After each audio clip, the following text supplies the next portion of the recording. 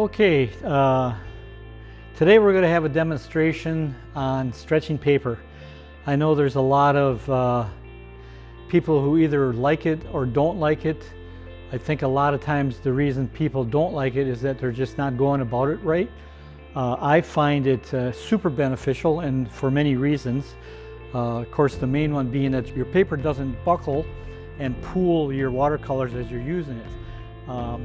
I've tried both ways, and I always go back to stretching paper. So I basically stretch pretty much every watercolor that I do, including down to quarter size sheets. This is a half sheet.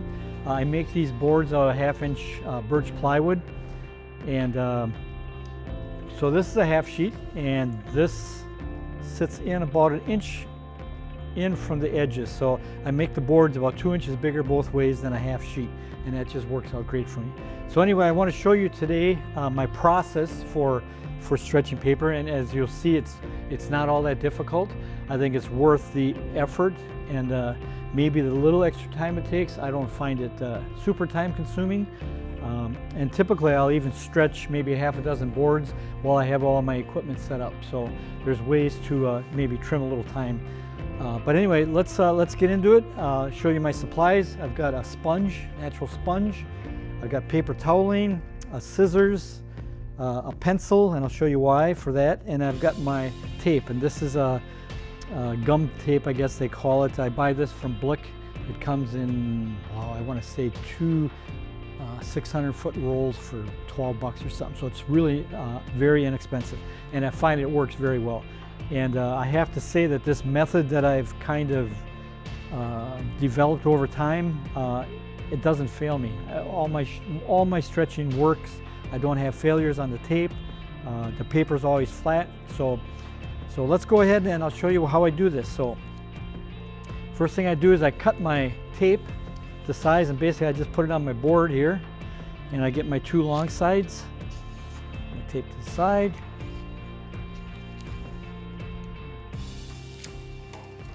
And this is just an easy way to get your sizing right. You don't need a tape measure or anything. So then I go to my short side, like that.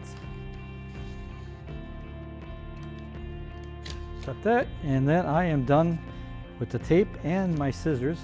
So I tape this back again so it doesn't unravel. And here's a big tip that I want to tell you is, once you've got your strips cut, get this out of here, because if you get a splash of water or anything on these edges, basically your roll of tape is done, because every time you try to unroll it, it's going to be glued to itself. So I just, when I'm done with it, I get it out and put it somewhere safe.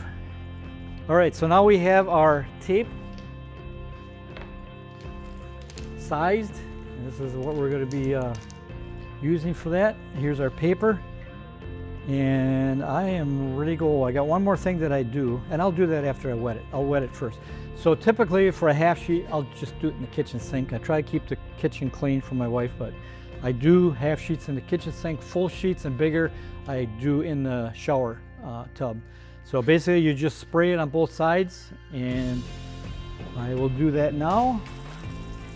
All the paper I use is Arches 140-pound cold press. I have found the best results using that paper. Okay, and I just bring it over and I center it on my board.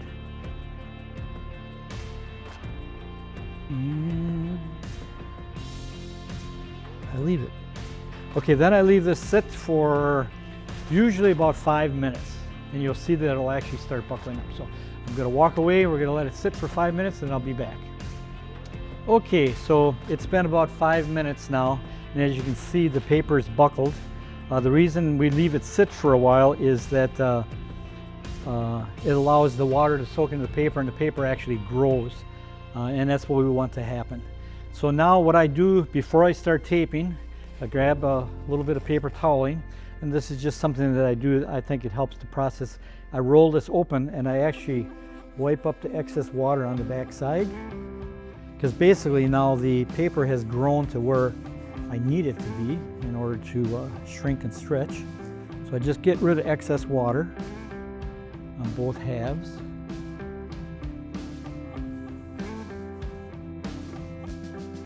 And again, this is maybe not a needed step, but I do think it speeds up the process, and I know that tomorrow morning it will certainly be dry. And then a little bit of excess on the top side here. So right now the paper is basically stretched. It's water soaked. You can feel the water in it, and it's ready to be taped down. So let's do that. Let's get center it. Again, I got about 1 inch on each side. And then here's another little tip that I do that just helps me when I lay my tape down. That's why I had the pencil, is I just put a little dot about 3/8 of an inch in from each edge. And what this does is it allows me to reference where I'm laying my tape. So now I'm ready to tape it. It doesn't really matter to me which side I start with. But basically I got it all flat and we're ready to go. Take my sponge, my tape, and I come over here to the sink. Get my sponge nice and soaked.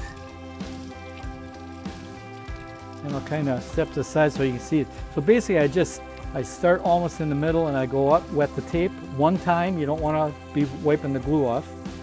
And that is ready to go. So I come over and lay it about halfway on those little dots that I set up from the edges. Like that. And then what I do is I use a piece of paper towel. And that's it. And then push down pretty good on the tape. Rub it back and forth and then leave it. I do not run in that crease where the tape goes off the paper over to the board.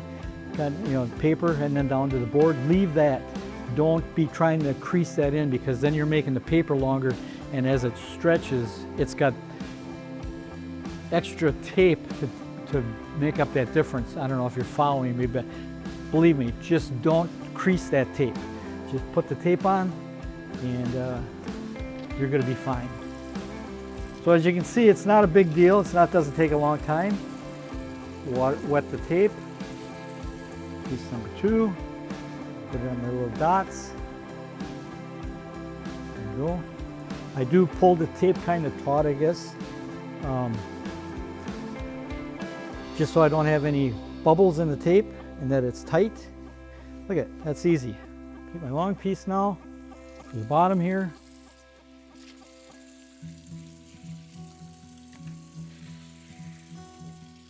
Look at that, easy peasy. I'm pulling on the ends good. Rub it down good. The wet tape and the wet paper are going to make a good bond. My last piece here.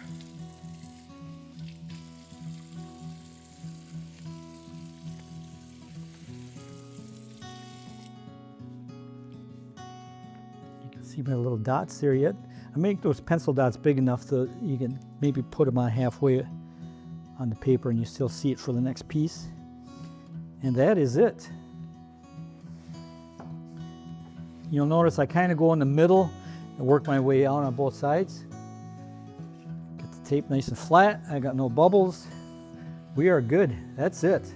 That's all there is to it. Now we're ready to just let it sit. I usually, like I said, let it sit overnight. And by morning I'll cut the edges off and I'll show you that little process. And we're ready to paint. I'm not going to show you the particular painting I'm doing on this. I'll do that on another video. But once that painting is done, I'll come back and I'll show you how I cut it out and then clean the tape up on the board. So that's it. That's tutorial on my my paper stretching. Like I said, I think it's rather easy. Didn't take all that long, and it works absolutely tremendous. And you'll be able to see the end result shortly. All right, so I've left this sit overnight, let the paper dry out and flatten, and as you can see, it's all very nice.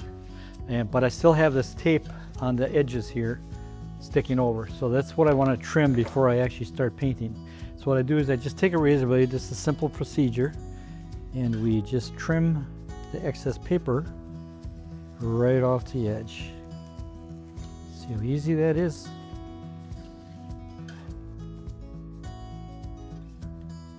And I kind of slant the razor blade so that the paper gets cut back a ways from the edge, so I don't have to worry about it getting grabbed during the painting process. Just kind of a little tip there. But this is actually another easy procedure.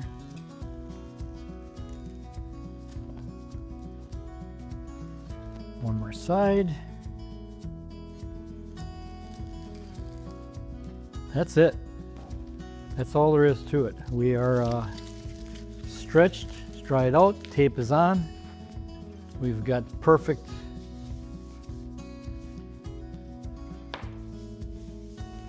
very, very nice. So now what this allows you to do is I start doing a watercolor painting. I can basically wash this whole piece of paper down with water and not have to worry about it buckling up. And therein lies the advantage of stretching your paper, along with a lot of the other advantages that I mentioned. Now that we've done the painting, I just want to show you another reason and probably my favorite thing about stretching paper. As I had mentioned, it keeps the paper flat as you're working with it, so your watercolors don't pool and roll around. But this, as you'll see, is probably one of the big reasons why I enjoy stretching. So once it's dry, and I usually leave it overnight so I know that the paper is completely dry, so I grab a razor blade, and you can see where the watercolor paper is underneath the tape here. And I just score that along the edge there. It's quite easy to see. And this is really a big reason why I enjoy stretching.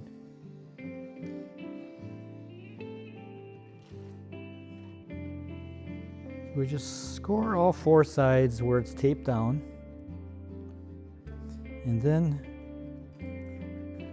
we just make sure it's cut all the way through here on the corners. You got a double layer of tape on the corners, and there you go. Look at that. That is just a flat piece. This is a 140-pound paper. It will stay like this forever, basically. My framer really likes it because he doesn't have to play too much. Matter of fact, sometimes he doesn't even have to mount it. And it, as you can see, it's absolutely wonderful. So there you go. That is a big reason why I like to stretch my watercolor paper. Now we will go into removing the tape on the board, which is another simple procedure. Basically, I just take my spray bottle, run it on my tape, and then this will have to soak, oh, I don't know, I probably usually leave it 10-15 minutes. And then I will show you what we have.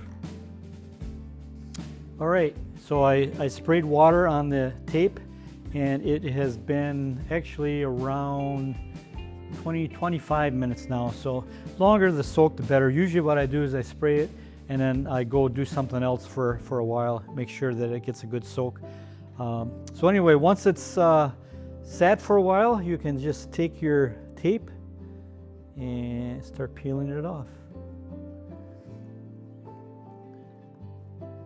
Like I said, it's not a big deal. I know some people don't care for the work involved in stretching. I don't find it a lot of work compared to trying to flatten out your work once it's done. I think this is a lot easier, and I know my framer likes it.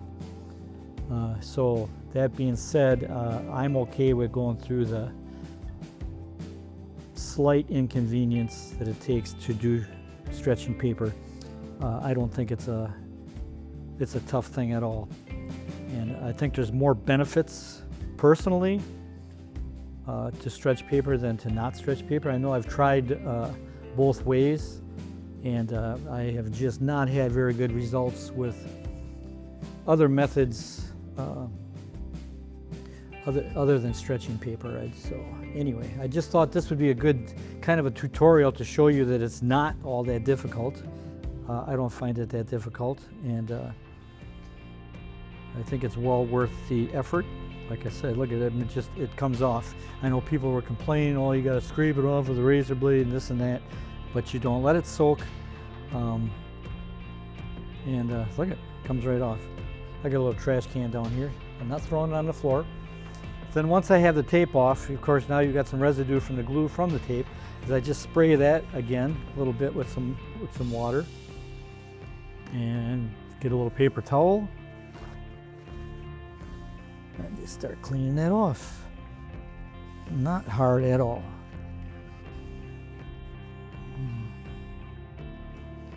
A little more. First go is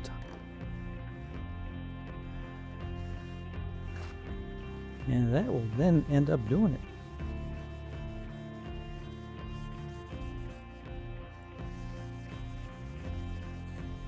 There you go, just like that. We are done, all cleaned up and ready for the next painting. So I hope you enjoyed this little tutorial. I hope it encourages you to do stretching. It's not as difficult as you might think or what you may have heard. And I know I will continue to do it. Now this is a half sheet, like I said. I do it for full sheets. I've done it for even custom sizes because I do buy my paper in rolls, and it works great for that too.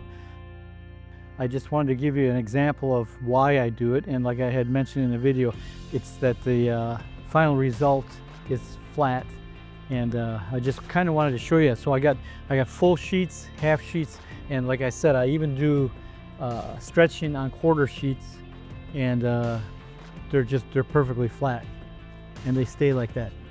So that is a big reason why I stretch. As you can see, these full sheets are flat paper. It's just flat. There's no waves, no warping. I have about 150 paintings here. Every one of them is still flat, and basically that's why I stretch, as you can see. So just wanted to kind of give you a little rundown on that after I did the tutorial on stretching and why I do it. As you can see, all of my watercolor papers remain flat.